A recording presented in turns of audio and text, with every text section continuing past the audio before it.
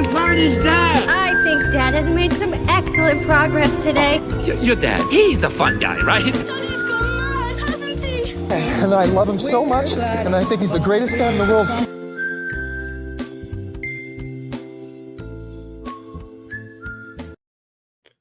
Welcome back to Working on the Dad Pod. I'm Alex. He's Ethan. And tonight we are talking about channeling your inner bandit or chili.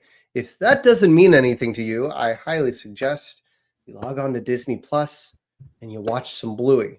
But don't fear, you're not going to have to be lifelong devotees of the show Bluey. You're not going to have to know a lot. We'll explain a little bit of what we mean. But the basic parts of this are how to be silly with your kids. While ago now, maybe a season and a half, we did a fictional dad draft, and probably the largest omission from that draft was Bandit Heeler, Bluey's dad. We'll get into why he is, although he's a dog, a role model father figure, and what makes him great, and some of the ways that we try to emulate, this cartoon character that only has to parent for 7 minutes.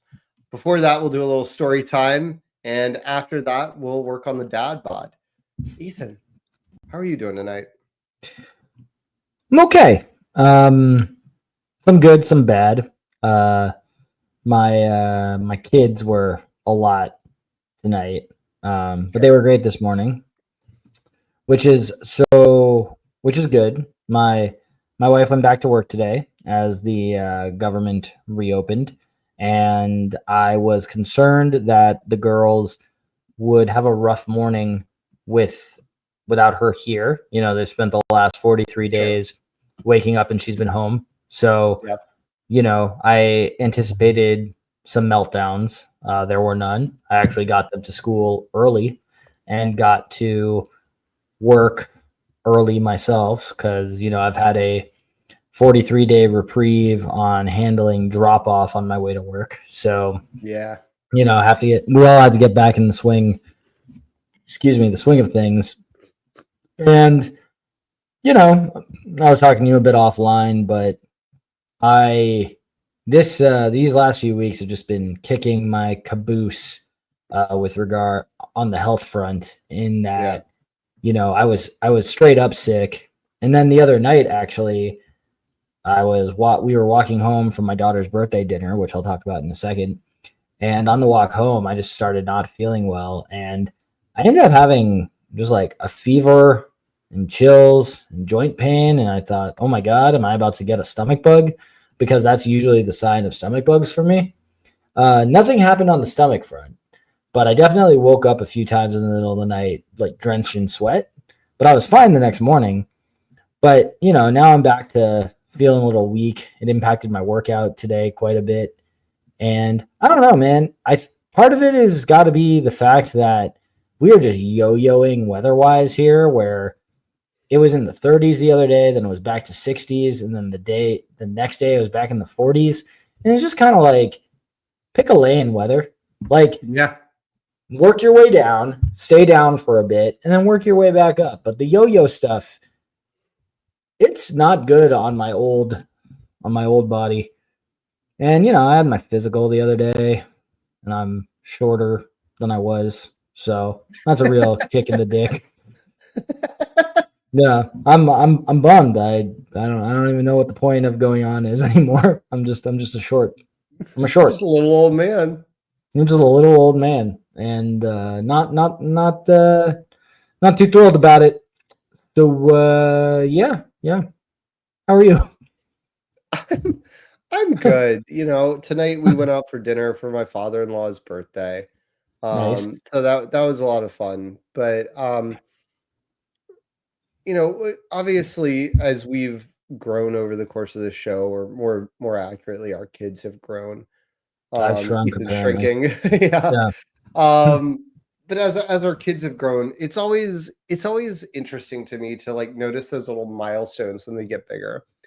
And one of the biggest things for me is just, you obviously have all the big stuff. Like, okay, they're walking. Okay, they're talking. Okay, maybe they're sleeping through the night, or they are no longer napping or whatever. But there's little things when you talk about, getting your girls out the door and ready for school. And I sort of looked at my son a couple days ago, and this relates a little bit to our primary topic, but it's time to get ready in the mornings. And I've been for the last month or so, I'll be cooking breakfast. My wife will be doing something, trying to wrangle our daughter because she's got to be the one out the door first. And I've been trying to encourage my son, go pick out your clothes. Go pick out your clothes. Go pick out your clothes. And he just would kind of, just flop around and like not do it. And I was just trying to, it was never like a mandate of I need him to pick out his clothes, but it was one, get out of my hair, and two, do something productive. And past few days, I've switched that up and I've been asking him, I was like, hey man, can you go pick out what shirt you want to wear? Like being more direct instead of pick out your clothes. I want you to pick a shirt. I want you to pick pants. And he picks the pants. And then I'm like, can you practice putting them on? And today, the culmination of several days of this, with me coaching him on how to do it, he put all his clothes on by himself, right?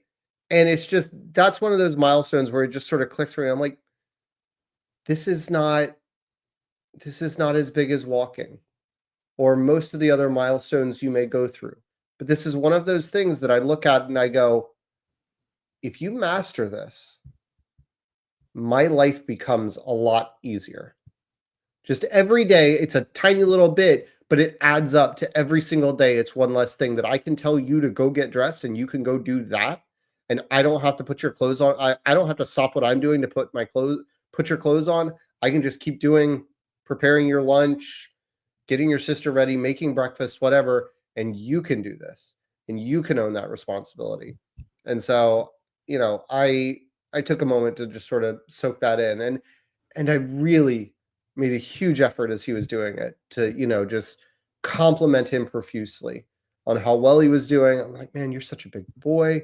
You're doing so great. You should be so proud of yourself, right? All that kind of stuff, because I do want him to feel like, not like, hey, now you got chores, it's getting your clothes on. It's obviously something that you need to do. But my son being different from my daughter, having that constant thing of like, I can't parent both these kids the same way because they're just not the same and they don't respond the same. My daughter has always had this fiercely strong independent streak of I can do it myself, even to the point of like, no. Like, you don't understand, kid. I'm offering to help not because you can't do it. Like, I get that you can put this in the sink, or I get that you could be doing this right now, but I need you to brush your teeth, right? Like, I need you to not do this.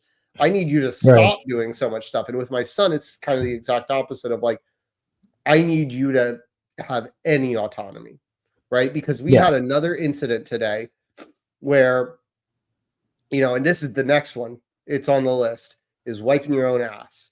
Because we had an incident today. I went to the gym. It was one of those days. My wife ran to the gym, and then she was doing a Pilates class. And my mother-in-law comes to the gym, and she's supposed to take my son from childcare with her for the day. Well, she woke up with back spasms, so she wasn't going to work out today.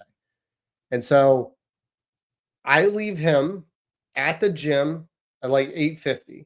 My wife's Pilates class started at 8:30. So I assume she doesn't have her phone available with her. She's got it tucked away somewhere. And my mother-in-law is going to be there at 9. And I'm like, all right, man, do you have to poop? No, I don't need to poop. I leave the gym. I come home. I sit down at my desk. 9:05. Hi, this is Child Watch. Your son's on the potty and he needs help wiping. I call my mother-in-law. Hey, are you at the gym yet? Your grandson needs help wiping. Not yet. But I'm about to be, because in this whole thing, my wife has run to the gym. She's not planning on running to the gym, doing a Pilates class and running back. She's just going to ride with her mom and get a ride back to our house. And so my mother-in-law, not needing to work out, was not in a big hurry to arrive before my wife's class ended at 9:15. Totally get that. And so I'm like, okay, well, I just sat down at my desk and they called me because it's after 9 o'clock. And she goes, well, I'll be there about as soon as you could be. So I called the child care person. I was like, hey, can you tell him to like try on his own, and like grandma will be there in 5 minutes because I'm already out of the gym. I'm really tired. She was like, it's fine. Yeah, no worries. I was like, okay, good. I really don't want him to just sit there with people on his butt for 5 minutes. They don't wipe butts at the gym childcare? I maybe some people do, some don't. I don't know. Okay. I think, it depends on the person, right? It is not explicitly written that they will do it. Because obviously I've been taking him since he was in diapers. I took my daughter pre-COVID when she was in diapers, and it's really a coin flip, and it depends on the person and their own comfort level. Some people are like, yeah, I'll change a diaper. I'll wipe a butt. And some people are like, you wrote your phone number on this piece of paper for a reason. I am here to make sure they are safe. And I will call you, and like, you made the decision to bring your kid. You will make the decision to wipe their butt. And like, I get both. Like, I am grateful for the first one, and I understand the second group. And so like, Gotcha. I have quite a few times interrupted my workout to go wipe my son's butt more than I wish. I'm like, I need your body clock to just like, can it spring forward, fall back, do one of the two, but like, you doesn't matter what the clocks do. Your body clock is like, I'm at the gym, I need to poop. And I get that because my body clock quite often does the same thing when I walk in the gym, and I'm like, this is inconvenient. I'm in a time crunch right now. Sure. Yeah, yeah, it's something in the gym air. It's so I wasn't gonna like talk about this, but it's just we are still in a massive regression with our 3-year-old to the point where it's just so effing annoying. And I asked her yesterday because she's like, I need help washing my hands. And I say, you know how to wash your hands. So she'll get up, she'll go to the sink, and she'll barely stretch out her arm. It's like, I can't reach. It's like, you can. Your hand is above the lever on the faucet. Like, you just go a little lower and you do it. And and she'll run out of the bathroom screaming, I need help. And I said, is this what you've been doing at school? She goes, no, I do it by myself. In perfect articulated English, right? Gotcha. And I'm just thinking, but so what's wrong with you? Like, what are you doing? And I probably shouldn't say to her, what's wrong with you? But I did. Just like, what's wrong with you? Just what are you doing? And we hear from other parents, they're like, oh, walked into class yesterday and your daughter was just commanding the classroom. There was like 4 boys just following her orders, like getting blocks, like towers built, and she was a ruler. And it's like, okay, yet she comes home, she goes, I need you. I don't know how to wipe my hands with water. And it's extremely frustrating right now. But shifting gears, yesterday, the story I wanted to share was that yesterday was my daughter's parent teacher conference for kindergarten. And, so maybe this, because you've discussed a lot about what an avid reader your daughter is and, the level she's at. So I don't know if it's just Montgomery County Public Schools, but they no longer use grade levels. Like, they don't use, like, you read at a kindergarten grade level, a first grade level, a second grade level. There's like a score from 0 to something. But apparently, at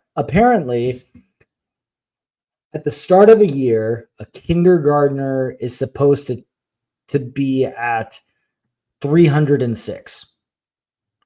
At the end of this year, you're supposed to reach 472. My daughter in November of kindergarten is at 491. And so that is, I guess, deeper in to first grade in terms of where they would be at this school. And apparently she's also enriched in math and writing.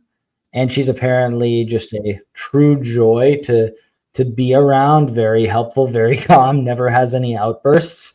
And it's just so nice to know how amazing she is out of the home. And I know there's like a safe space. She can be free here. She's more comfortable.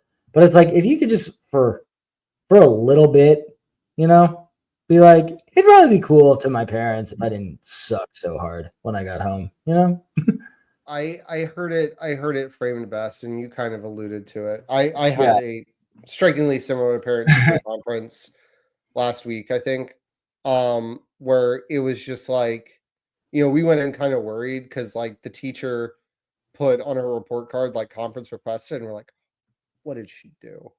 Like, what did she do? And we go in there, and it was the same kind of glowing review, the same kind of like test scores, like she's testing, and it's I don't know, I don't think it's the same test. I think ours is a Florida specific test, yours may be Maryland specific, or there may be a couple states that use similar systems, whatever. Ours very much feels like it's on an SAT like scale, right? Where like 600 or something, I don't know what the average is, but like my daughter's testing at like 1,000 on like the reading and like 900 on the math, and it's good and great, and we get all those things, and then like I'm asking the teacher like, where's the other shoe, what's dropping? And it just becomes nothing.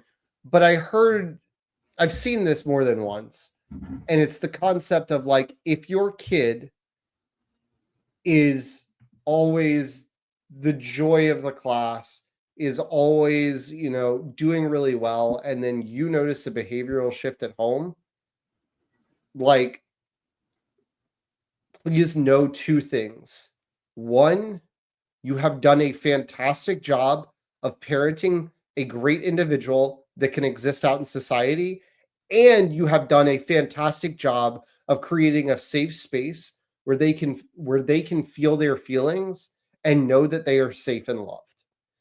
And I am not saying that I remember that quote every time my daughter's an asshole. But when I hear your daughter's an asshole, I'm like, Ethan, it's really important to remember. Exactly. Yes. Yeah. No, like, yes. It's always in the back of my mind. I'm always very aware. Doesn't make things any easier. Like tonight, when I am trying to condition the 3-year-old's hair in the shower, and her older sister keeps going, hey, come look at this cool thing I'm doing with my hand. It was like a wave. And I was like, and I'm like, wait till I'm done conditioning her hair. But look. And it's like, do you think right now is the time I want her moving her head while I have my hands in her hair? And then she just keeps doing it. And it's like, I had to turn and just yell and be like, just stop. I want to get out of here just as much as you do.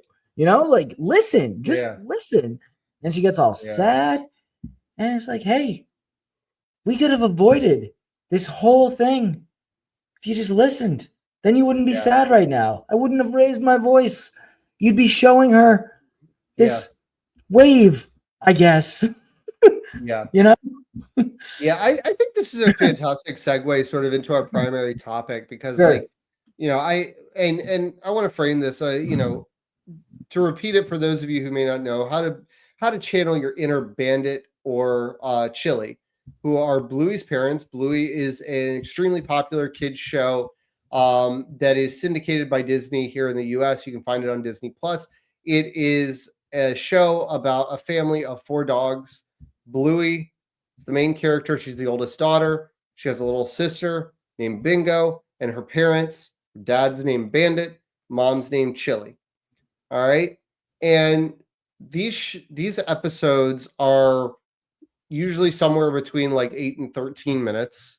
They're pretty short and digestible episodes. So you could always, it's a fantastic show that, like, I have heard very few adults watch it and go, what a, bleh. Like, most tend to like it because I think it is one of those shows that even in that short time is well layered. where it has great messages for kids and great messages for parents without like being super dense, and it's very fun, and it's fantastically written. All that said, one of the key points of the show that I think a lot of people take away are how great the like parent-child relationships are in there, specifically because of the way that Bandit and Chili parent. And so what I did, I asked ChatGPT here a little bit, just doing a little research. I asked the question. I normally do like, hey, give me an outline of some topics to talk about. But tonight I said, what are 10 ways that I could be more like Bandit and Chili, right? As a parent, what are 10 ways? So we can channel it and talk about it. And the first one I think is really big. It is saying yes to play more often. You will often find in these episodes, Bandit, the dad especially, being exceptionally playful with his girls, like diving in head first to their make-believe. And I absolutely, through most of your stories, have been like Monday morning quarterbacking, thinking about how you could have like dove into play or gamified or like gotten silly with some of these. Have I applied it to my own life like that? Sometimes, not always. But the simplest one, I'll give an example instead of like being like, here's what you could have done when conditioning your daughter's hair. Our kids always have to clean their room, right? They always have to clean their room. It's part of the pre-bedtime routine. Clean your room before you can get your snacks. And I walk in, and my son has a bunch of Legos on the floor, and the Legos go in a basket. And 9 times out of 10, I would just be like, you need to pick these up before you get snack. And I keep using sort of the stick approach, right? If you will, the carrot stick. I'm using the stick, and I'm like, hey, you're not going to get this thing if you don't do this, or you're going to run out of time, and time continues to be a nebulous concept. So I said, I set the basket that they go in on the floor. I said, all right, there's the basket. And I throw a Lego in it. 1 point for me. How many points can you get? And we just alternate taking shots. Now what happens? I don't fight with him. He's giggling up a storm. We are giggling for minutes after these Legos are cleaned up. And the Legos are cleaned up just as fast as, if not faster, than if I had gone in his room 3, 4, or 5 times. Right. So that was one of the things that that was one of the events that prompted me to do that, is like, we're coming home from my father-in-law's dinner tonight. And it doesn't have to be some like amazing thing. Like, we come home, it's after time to brush teeth. Kids are going to be going to bed late. We know this. We tell them this. We hear a groan. And my wife, you don't have to always have the perfect idea. My wife, how can we make it more fun? And my daughter goes, hide and seek. Okay. Wife says, all right, we get in the door. I'm going to start counting to 10. And I'm going to put these leftovers away. You're going to hide. When I find you, you've got to go get your pajamas on. Then when I find your sibling, they've got to get their pajamas on. Then, once both of you have your pajamas on, Dad's going to count to 10. You'll hide. When Dad finds you, you got to go with him to brush your teeth. He'll look for the other one. They've got to go brush their teeth, right? And did that make it take longer? Yes. Were there fights? No. And does that mean it's foolproof every single time? No. But did we know that they were already groaning and complaining about having to get in the bed before we turned on our street? Yes. So, like, gamifying it, diving into the play, maybe even especially at the times where you think this is a time to be serious. How can you channel their play, right? Like, I immediately thought of your daughter in the shower, your older daughter. And it's like, I'm trying to wash her hair. Or can you count to 20? And then by the time you hit 20, I will be able to look at that 100%. And I want you to count, but in your silliest voice possible, or something like that. And it's like, boom, 20 seconds you got to, do your younger one's conditioner, have her rinse off. And then it's like, I got this, instead of like, just wait. right? Weight, time, certain things, super nebulous to kids. And again, that's Monday morning quarterbacking. There are plenty of times where I'm not doing that, but those kind of little scenarios, I think, are great for me. Do you have any examples of gamifying things that maybe wouldn't normally be gamified? Well, as you know from having lived with me for 3 years, I turn everything into a song about what I'm doing. And that is Sure. definitely carried into parenting.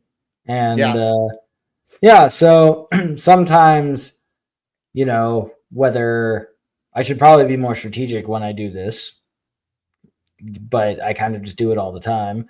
Sometimes just kind of singing about what I'm doing, and I can get them to sing along and do things with me and try to move the song toward the end goal. So I do it with being a silly songwriter. Are you gonna sing us anything or no? Not tonight. Maybe later. I'm good right now though, because nothing's happening. I'm in a room by myself. Sometimes I'm just in a room by myself. Yeah. And I realized that most of what I just talked about was actually my number 2 of like turn ordinary moments into games. Because that was really more what I mentioned. But the jumping into play thing, just to go back to that a little bit, I think is saying yes to when your kids want to play a little bit more often. And experiencing that joy through their eyes a little bit can be really refreshing. I did that tonight. The place we went for dinner is combination indoor outdoor, and they have sort of a dedicated outdoor area that's like turf. They've got some like interlocking big blocks, some cornhole boards, just kids go there and they run around, and it's like designed that way. But it also has really good food. And so my kids are out there and they're playing tag, and they can go do that. And they asked me to play, and I was just like, okay. My son actually asked me, this is getting way ahead of the game, working on the dad bod. Dad, I need your speed. My sister's too fast. I need you to catch her for me. I need you to be. And my daughter then classified how it was unfair because slow, my son, was chasing fast her and getting help from super fast me. And I was like, super fast. I've never been called super fast in my life in anything that I want to be called super fast in. And so I was like, okay, my ego got boosted by deciding to absolutely dominate my kids in some tag. Very nice. And, you could set boundaries and be like, okay, need a break for a minute. I'm going to go back down. I'm going to sit. I'm going to chat with your mom, your grandmas, your grandpa, whatever. But it's fun. And then we had another one. Kids had gotten really into hide and seek. And this one. But I had an absolute blast a few nights ago because the kids started playing hide and seek. And I would play hide and seek with them because it's not hard. Like you can cheat a little bit at hide and seek. And I don't mean the way you're thinking of like peeking through your eyes or anything. But like when you're the seeker, you want to like get something done. Just let them hide. Be like, oh man, I guess they're not in here. Continues putting dishes away, like whatever. Oh man, they're hidden so well this time. And then like you find them, and you're like, this is the shittiest hiding spot. I was looking. If I had been looking, it would have taken me 10 seconds. Just like when they were huddled together, just behind the couch when I was searching for them to brush their teeth tonight. It was terrible. I was like 5 seconds. But I was hiding one time and I went up into my daughter's bed and I threw some blankets over me, and it turned into absolute mayhem in my house because my kids could not find me. My daughter, bright idea. She's in her bed's a top bunk. So I'm up there. She shakes the whole apparatus and decides from that I'm not up there. My son then walks in the room and goes, we should look in your bed. And she goes, no, I already shook it. He's definitely not there. This was about minute 3 of them looking for me. 31 minutes later, I finally popped my head out of the blankets after they had given up. But in the meantime, I had access to my phone. My wife is texting me like, you didn't go outside, did you? Like, you're not being a giant jackass right now. And I'm like, no, I'm in her bed. Like, straight up, I should have been found.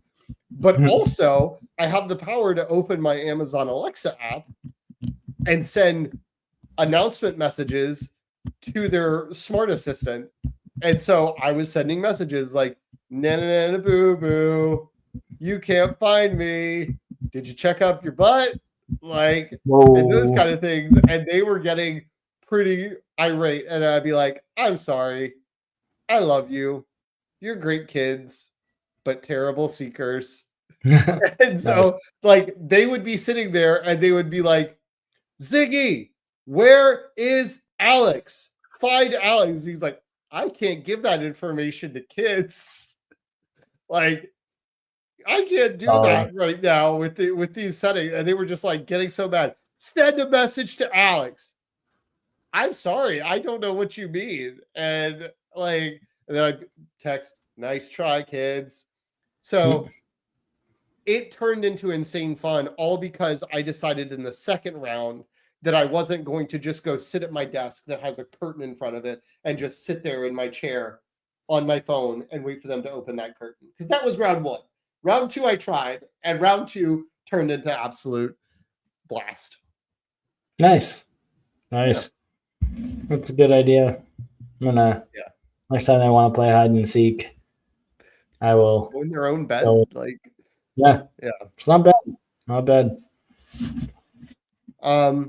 And then I think the other, another really good one, about play is just following their lead. I don't think this needs a whole bunch of stories or anecdotes, but I think this is something we've talked about when we've talked about concepts like special time or other things, like letting kids be in charge of the rules and directions and not, it's a great opportunity when you're playing to not have to be in charge and let the kids not feel like you are in charge and controlling yet another aspect of their life.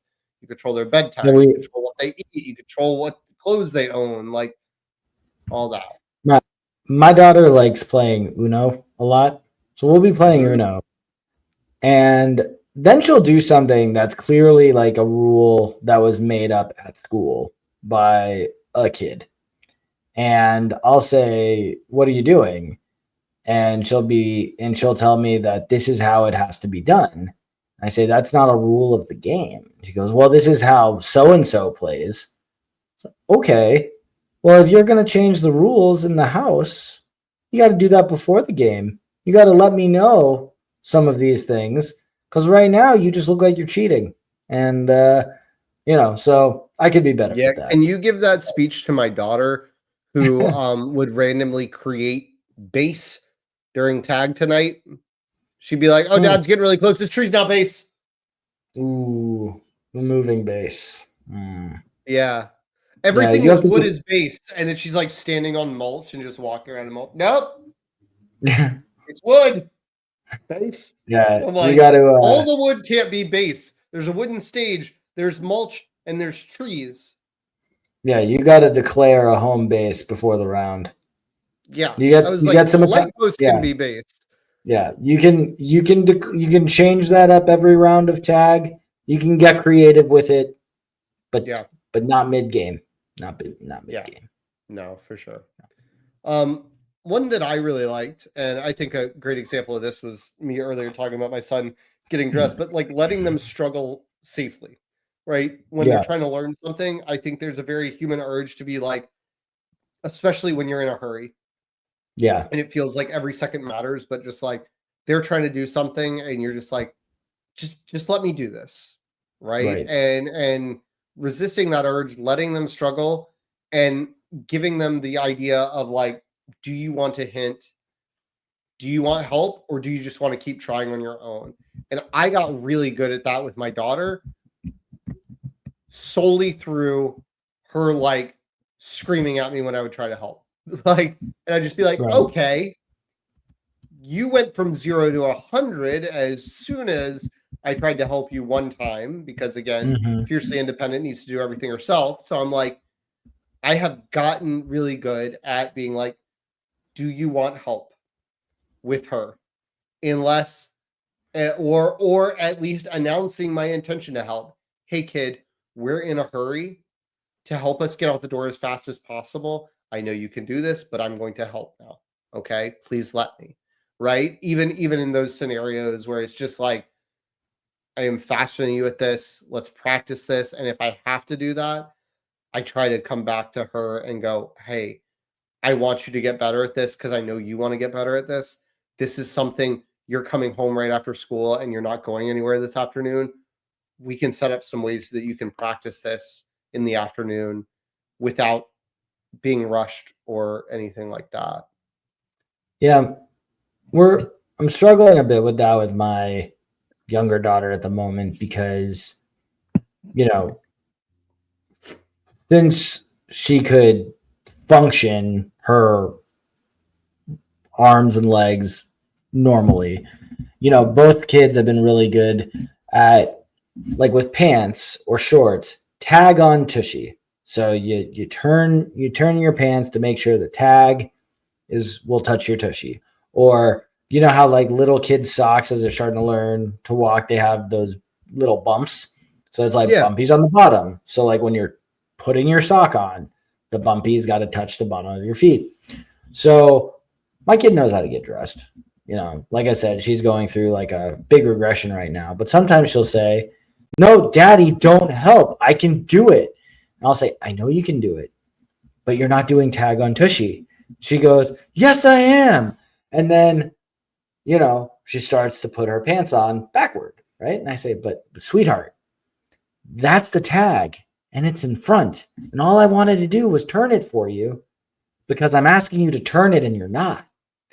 And then I'll turn it and she'll turn it back and then try to put it on again because she'll like relent, but then decide she doesn't want to relent. And I never think about like, let me fake turn it, knowing she'll, you know what I mean? So like, she's always a step ahead of me. But it's very, so sometimes I lose it there. I mean, you just reverse psychology on her. Can you please put your pants on backwards today? Yeah, I'm demanding that you do it. I should try that because it's frustrating because it's like, I actually do want to let her do it. And she knows how to do it.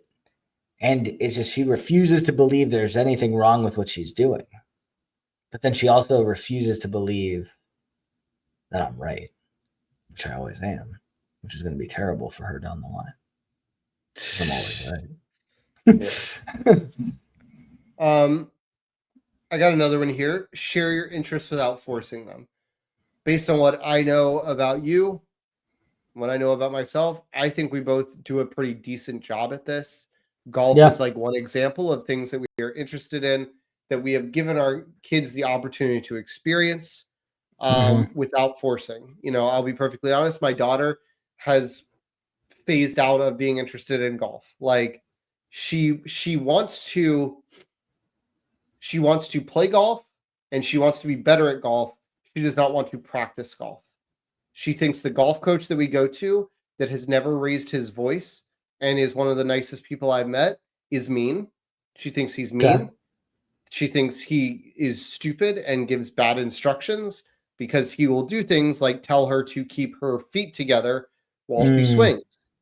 And she will be like, I can't hit the ball very far that way. And I'm like, yes, but what he's trying to teach you is how to control the club so you don't do a full 360 on your follow through. Like it's about balance. You don't have it. He's trying to teach it. The point is not that's how you should swing the golf club on the course. The point is you learn how to balance swinging the club and then you get better at controlling it and hitting it straight every time or as much as you can. But she didn't want to do it. So I'm like, I will explain why he's doing this. If that doesn't make sense or you don't care, which she didn't care, carry on, right? Do what you want to do. Don't do this. I've mentioned a couple of times that I've seen her do something mildly athletic and been like, hey, you know, you could do sports. And she's like, yeah, but I don't want to give up these other things. Okay, fair enough. But letting them see like, hey, you know, I'm going to be watching this Miami football game. Would you like to come have your soul crushed with me? And they have decided yes. So they get to join on that kind of journey, or like when I'm watching other sports that I care about, my daughter started asking questions about how it works. My son started asking questions, those kinds of things, and that I'm into. And then recently, like when I was a kid, in elementary school, I was pretty into Pokemon when it, first came out. Now my kids have all of a sudden gotten into Pokemon. They started watching it. It's several different Pokemon TV series on Netflix, and they'll watch that as their Saturday morning cartoon of choice. And then they'll be like, and then they found out Dad knows something about Pokemon, and I'm like, yeah, I know a little bit about Pokemon. And they'll be like, what does this Pokemon evolve into, and what is this? And I'll be like, well, I mean, in the Game Boy game, and like get super nerdy, but they enjoy it and they like share the interest, but like at the same time not be like, you have to like this thing just because I do. Yeah. So for me, usually most Sundays, right around 1:00, I will turn on the Red Zone network because we are Comcast Xfinity customers and they have their own Red Zone channel. So it's not the like DirecTV Red Zone, it's the NFL Red Zone channel. Anyway, so we'll be watching that, and my older daughter will say, "Hey, Daddy, who do you want to win, the red team or the blue team?" And I'll say, depending on what action I have on said game, I will tell her which team we're rooting for. But then it'll switch to a new game, and it'll be, wait, but do you want the white team or the black team? And I'll have to tell her what we're doing. And then they keep switching to the point where every time it switches, she's asking me the same question.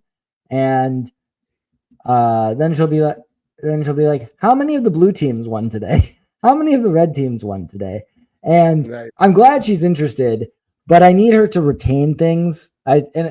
Just slightly longer than 2 seconds. You know what I mean? Where we're watching and it's, and sometimes I'll just turn to her and be like, kid, before it was a white team and a blue team. Right now it's a red team and a black team. You see the difference, right? You see a different color on screen. So like, yeah. And I said, so why did you ask me if the green team was going to win when none of those colors are green? He goes, yeah. I don't know.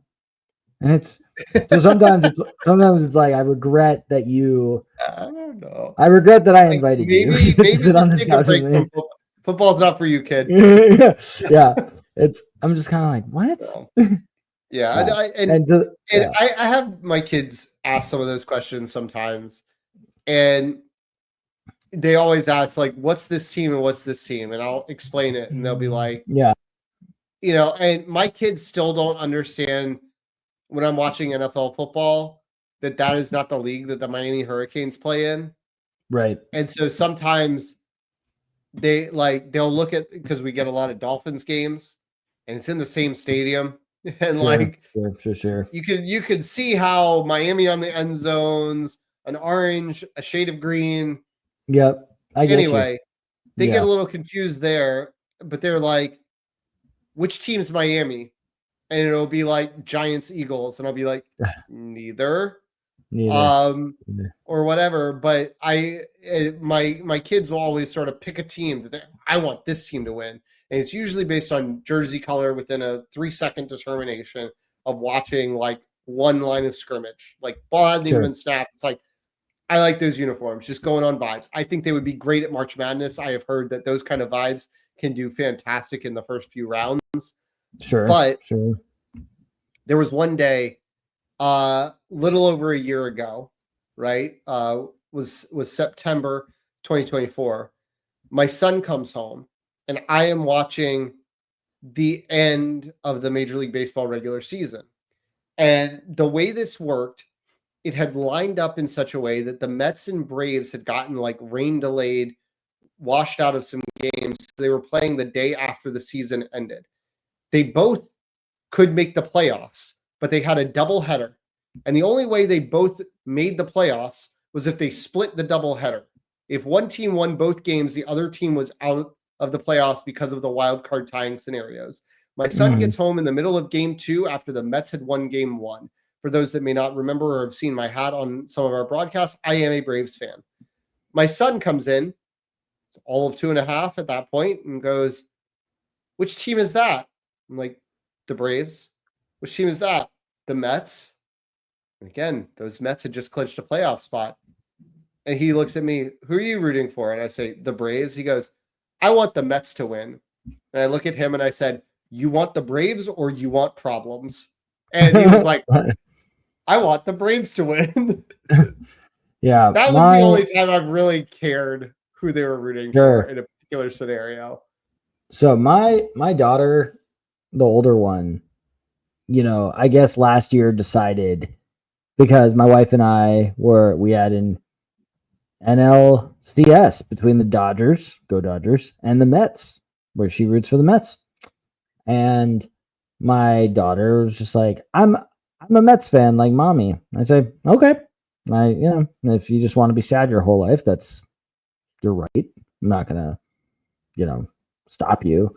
And the Dodgers, as we all know, won that series, ended up winning the World Series, which led to a back-to-back World Series this year. But this is not what the conversation's about. But when we got to the World Series, with the Mets no longer in it, I said, Dodgers are playing the Yankees, so go Dodgers. And my wife goes, yeah, go Dodgers. Hates the Yankees. And my daughter goes, no, we want the Mets to win. And I was just like, the Mets don't play any more games until next year because they lost and they're out. Starts crying until we found that sometimes the only thing that makes her stop crying is the Meet the Mets song, which she will say, can we please listen to Beat the Mets? And it's very funny because, yes, the Mets usually get beat. It's not the name of the song. It's supposed to be positive about that sad organization. But she's kind of insulting them when trying to compliment them, which I guess is just what it is to be a Mets fan. And I don't know. I wouldn't wish that upon anyone I loved. Because am I gonna hurt her if she grows up a Canes Mets fan? That's rough. It's just a I mean, it is one of those where I have long accepted that my kids, if they grow up as sports fans, that they may not root for the teams that I root for, right? I'm like, the only one geographically that makes sense is the Hurricanes. And there are two pretty good public institutions that are big rivals of the Hurricanes in the state in which they live, and very real chance that becomes their alma mater, Florida State or Florida. And so I accept, and maybe they end up going to Miami, maybe they end up going somewhere completely different, right? I grew up in between Duke and UNC, and didn't end up going to either one of those schools. So, who knows what'll happen there. But I do think at the core of it is just showing them things that you're interested in, because I think that's how you get interested in some of the same things as your parents, right? You remember those moments when you're a little kid watching sports with your mom, your dad, doing things with your parents that, you enjoy, and it builds those memories. And it doesn't have to be this like thing of, like the Goofy movie kind of vibes of like, Max, we're going fishing, and like dragging your kid out to the lake. Sometimes it can just be like, hey, I'm going fishing. You want to come? Yeah. Here's what we do. Great movie. And then like leave the door open. Yeah. Yeah. I mean, one of my favorite memories as a kid is watching Syracuse win March Madness with my dad in the 2003 season, I think it was. So, Carmelo got drafted with LeBron. Yep. Yeah, that was a lot of fun. And then obviously we went to Miami. Then Syracuse joined the ACC. Now I don't care for them, but I will always cherish that memory with my father. So yeah. Sure, absolutely. Should we work on the dad bod a little bit? Yeah, I'll go quick. I mentioned, this the last few weeks have just kicked my butt with regard to health wise, and I'm still not back to full strength. In fact, I had a really short run today. I just didn't have it. That said, down again, down to 176.6, which isn't the year low, but it's pretty low. 175.6 was my low. I was 178.2 last week. So I'm reverting back to where I was pre-birthday, which is good. Yeah. But you know, I am annoyed at just how, you know, pretty much from when we really got into it, when I really started going to the gym literally every workday from March to now, I've been pretty darn healthy. And these last couple weeks, I don't know if it's weather. Like, I mean, I've gotten my flu and my COVID shot. You know, I'm not doing anything crazy. I don't know. Maybe it's a combination of weather. Maybe my like body is catching up to me, possibly. But again, I've taken pretty good care of myself. Yeah, I've pushed it, but not to the point where I don't know. I mean, there are things, you know, it's a total package, and it's also a snapshot in time, right? Yeah. So. Your sleep could be off. You could be getting some calories somewhere else. You could also, you know, like, you know, if there's been anything related to your employment or your wife's employment that caused, you know, stress. Stress can play a role, especially in like the short term, right? Sure. You know, just a lot of things, and being out of commission, you know, maybe not diligently tracking stuff as much because you're sick and you're not feeling well and whatever. It can all like at the end of the day, like these aren't gigantic variances, you know, you're not right.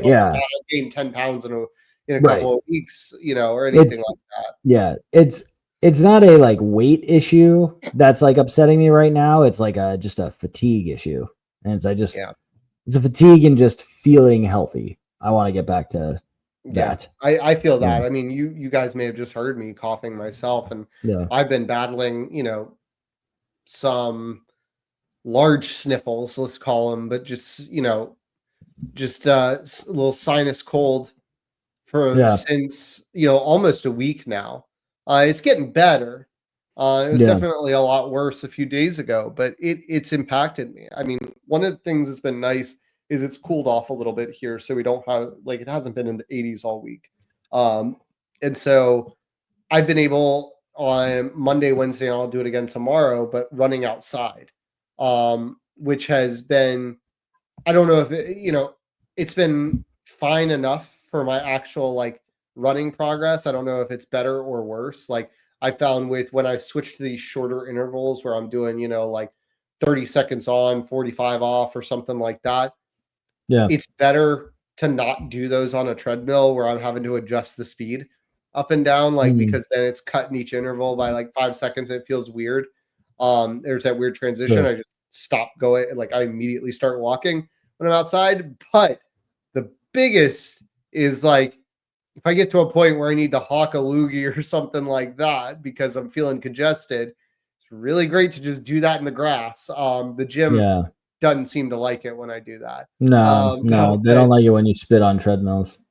Yeah, so that's just been kind of nice, but I feel the same way where I'm just like, man, this week, you know, I haven't been sick as long as you have, but I have been just a little bit under the weather.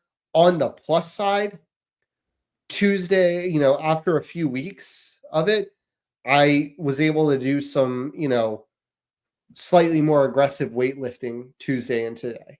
Nice. You know, my shoulder's not perfect, but I was able to, you know, I did push pretty hard on an upper body session on Tuesday, a lower body session today. I really tried to keep it to 2 really good, really hard sets, but not, you know, bring the reps too high, because I'm like, if I do too many sets or try to push this, that's when I'm going to have a couple of off reps that are going to really set me back because my form's not perfect. So I was like, let me do 2 really good sets of quite a few things with some like functional mobility and some rehab strength stuff in there. And that seemed to help. It's not Good. perfect, but it is nice after a couple of weeks where I'm just like, man, like this shoulder, just like raising it up on like a non-weighted lateral raise, like I'm doing right now, just sort of raising it up to my side. I'm like, that could give me like twinges. And I'm like, it's getting better. So Good. some positives, some negatives, but we'll get there. Good. Alrighty, guys. Right. Well, I didn't mention at the beginning of the episode, but if you enjoy this episode, if you enjoy our content, and you want to share it with somebody, that is the best way to help this podcast grow. We are on all of your favorite podcasting platforms, Apple Podcasts, Spotify, any other place you get podcasts. But the best place to find us is on YouTube, youtube.com/@workingonthedadpod. We also have a website, workingonthedadpod.com, where you can find our YouTube channel along with our social handles. So head over there, check us out, check out our episodes, share them with somebody who you think could better emulate Bandit. Yes. He's Ethan. I'm Alex. We'll see you guys next week. Google Manoogle.